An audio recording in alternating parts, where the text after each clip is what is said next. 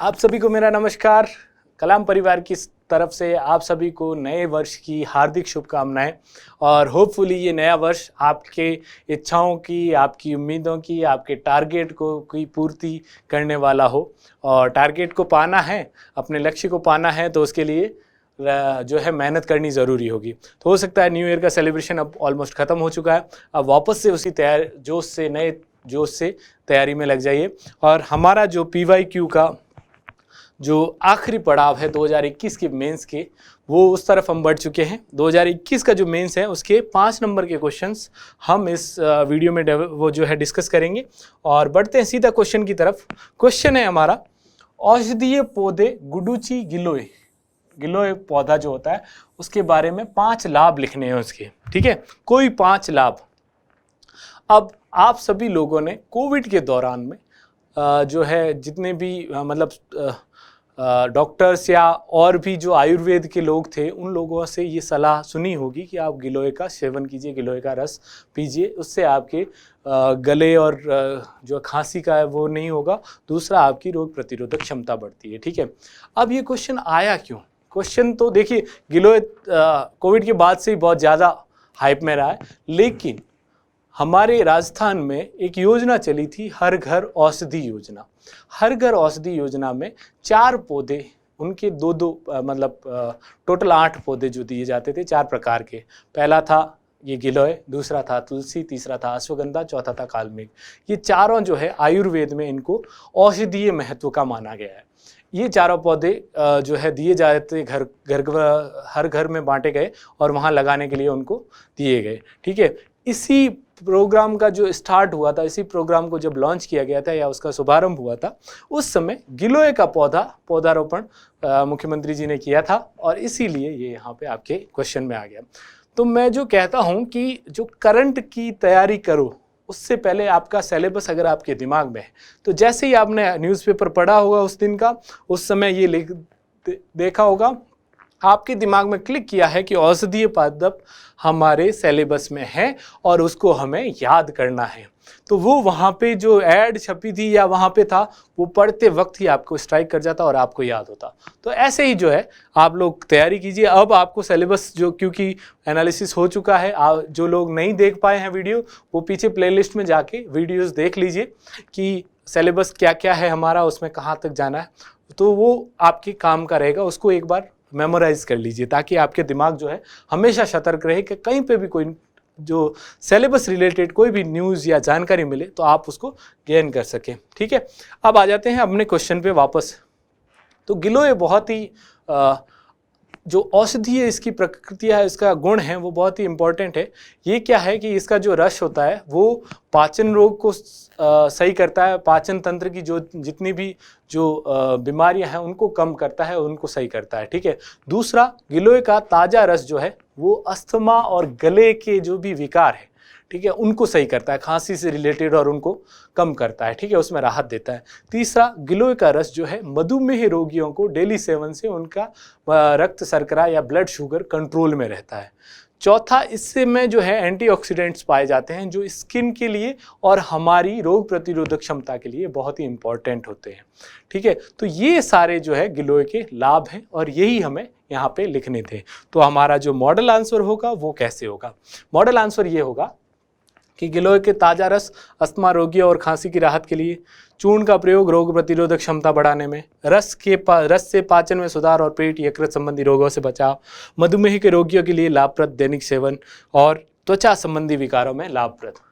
तो ये सीधा सा लिख लेते कि गिलोय के निम्नलिखित 5 लाभ है और ये वाला लिख लेते तो आपके 4 नंबर जो है वो सीधे से सिक्योर हो जाते। अब मैं बताता हूँ कि अखबार में ये ऐड आप सभी ने देखी होगी, उस दौरान 2021 जून जुलाई में ये सारी ऐड जो है आई थी और उस ऐड में सीधा सीधा दिया गया था ये आपका क्वेश्चन का आंसर है, ठीक है। तो ये अगर आपने पढ़ा होता और उससे पहले आपका सिलेबस या एनालिसिस हो चुका होता या सिलेबस का थोड़ा बहुत ध्यान होता, आइडिया होता। उसके बाद भी 2021 के बाद से लगातार, ये फरवरी में भी शायद जो है बार बार न्यूज़ आई थी और आपको सिलेबस का ध्यान होता तो आप लोग अच्छे से इसको कर सकते थे।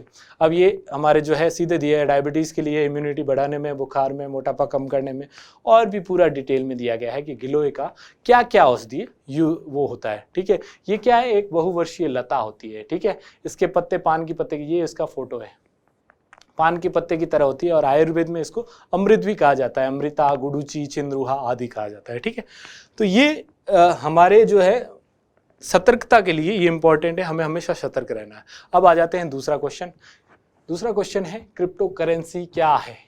ठीक है, और इसके फायदे और नुकसान दोनों बताने हैं। ठीक है, first of all crypto currency क्या है। क्रिप्टो करेंसी कुछ नहीं है, एक आभासी डिजिटल मुद्रा है जो डिजिटली रहती है। ठीक है, और उसमें क्रिप्टोग्राफी का यूज़ हुआ है ताकि वो जो है सेफ रहे, सिक्योर रहे। ठीक है, क्रिप्टोग्राफी यानी एनक्रिप्टेड या उसका जो है कूट लेखन किया गया है। ठीक है, और इनका जो है, जो इनका लेखा जोखा होता है या जो बही होती है वो लेज़र कहते हैं उसको, वो लेज़र जो है डिस्ट्रीब्यूटेड लेज़र है, यानी इसके सारे उपयोगकर्ताओं के पास वो लेज़र रहेगी और उसमें जो है पारदर्शी तरीके से हर रिकॉर्ड जो है दर्ज होता रहता है। ठीक है, मतलब मैंने अगर क्रिप्टो करेंसी किसी से ली तो उस मेरे लेने से पहले वो क्रिप्टो करेंसी कहाँ कहाँ थी उसकी पूरी डिटेल उसमें है, वो स्टोर होती है। तो इसी टेक्निक को ब्लॉकचेन टेक्निक कहा जाता है।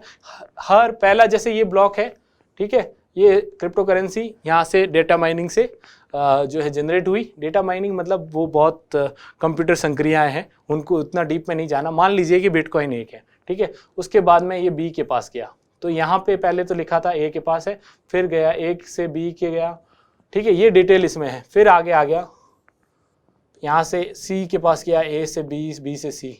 तो ये सारी जो इन्फॉर्मेशन है ना वो कंटिन्यूसली रिकॉर्ड होती जाएगी।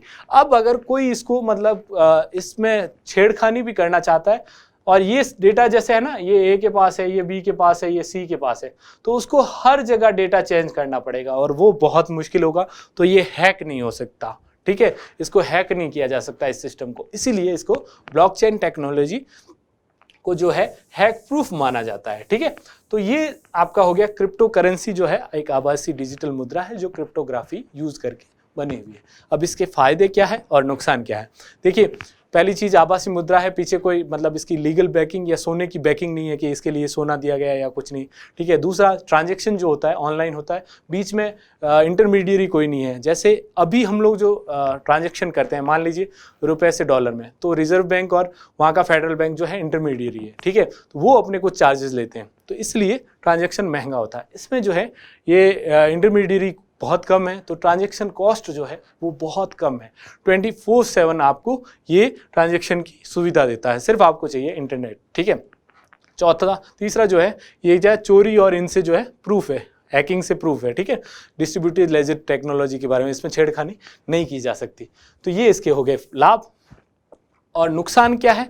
नुकसान ये देखिए, इसका यूज जो है वो जो असामाजिक तत्व या फिर आतंकवादियों इनके द्वारा हो सकता है विधि सम्मत सरकार के अगेंस्ट में। ठीक है, तो उनके अगेंस्ट में हो सकता है इसका यूज़। जैसे आतंकवादी जो है इसके माध्यम से फाइनेंसिंग करते हैं, इसके माध्यम से धन जुटाते हैं और उनको ट्रेस करना बहुत मुश्किल हो जाता है। ठीक है, दूसरा जो है इसके पीछे कोई भी लीगल बैकिंग नहीं है। अगर कुछ भी होता है तो वापस आपको पैसे की इंश्योरिटी नहीं है कि वापस कौन देगा पैसा। जैसे अभी मेरे पास जो नोटबंदी हुई, ठीक है, मेरे पास जो है हजार के नोट थे। अब वो लीगल टेंडर नहीं रहे, 8 नवंबर के 8 बजे प्रधानमंत्री जी ने आके बोल दिया, लेकिन क्योंकि रिजर्व बैंक की इसके पीछे बैकिंग है, इसलिए रिजर्व बैंक इसको चेंज करता है। बिटकॉइन में ऐसा कुछ नहीं है। ठीक है, उसके भाव एकदम से गिरे या कुछ हो गया तो वो आपको इंश्योर नहीं करेगा कि इसका आपको वैल्यू जो है वो मिल जाएगी।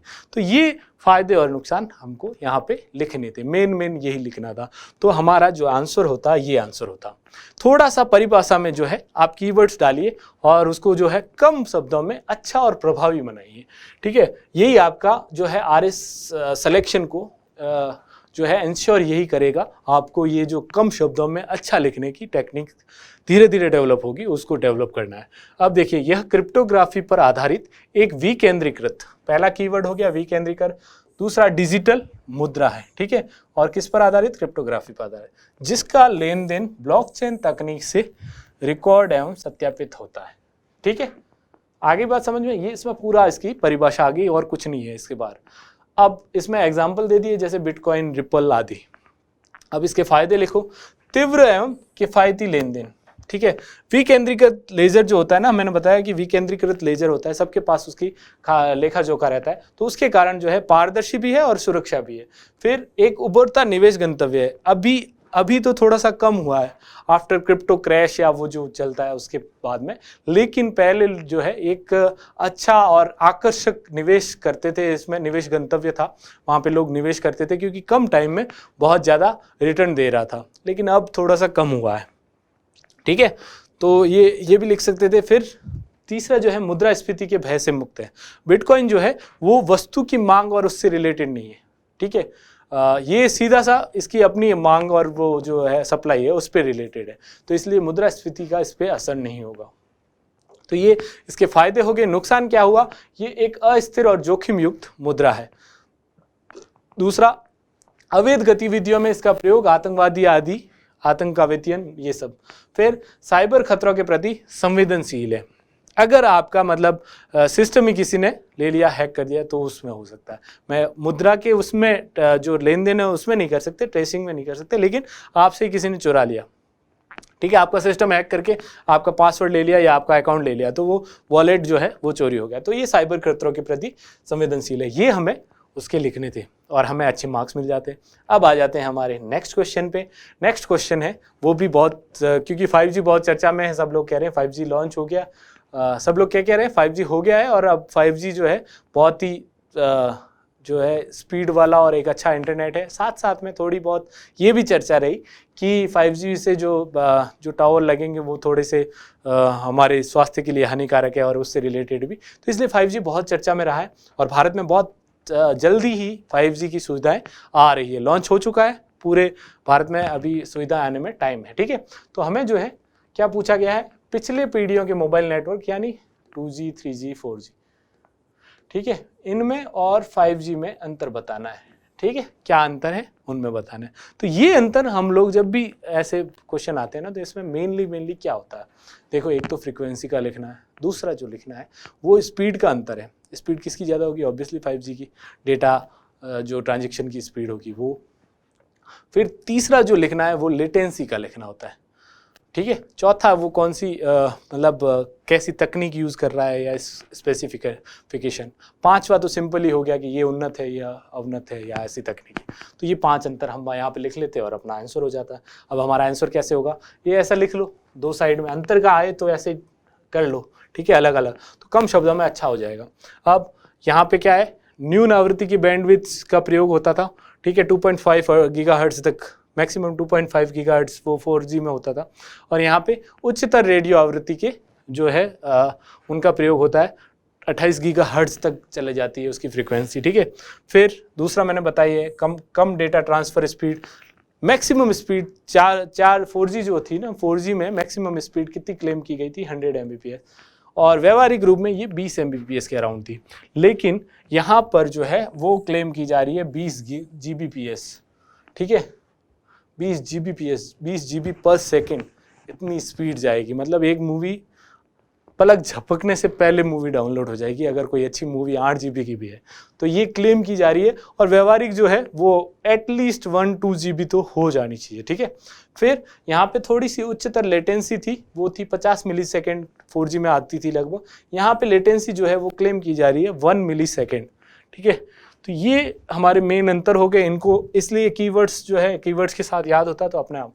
ये जो है इसका डिवाइस कवरेज या घनत्व जो होता है ना, डिवाइस डेंसिटी 4G की, वो कम है, ये कम जो है इसकी जो है डिवाइस डेंसिटी बहुत ज़्यादा है, ये उससे तुलना में बहुत ज़्यादा है, कवरेज बहुत ज़्यादा है।